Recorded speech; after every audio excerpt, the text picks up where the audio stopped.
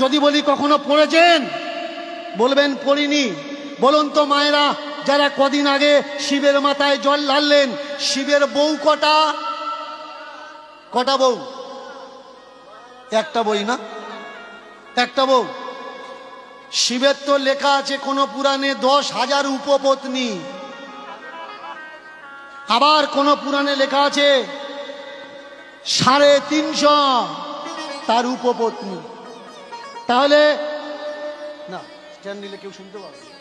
তাহলে উপপত্নী যার এত, মানে পত্নী ছাড়াও যার উপপত্নী থাকে, বলুন তার চরিত্র ভালো হয় না খারাপ হয়?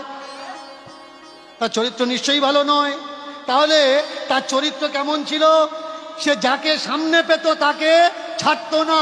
আর সব থেকে বড় লজ্জার ব্যাপার, জামা কাপড় শিব পরতো না। তাই শিবের আর এক নাম কি? দিগম্বর।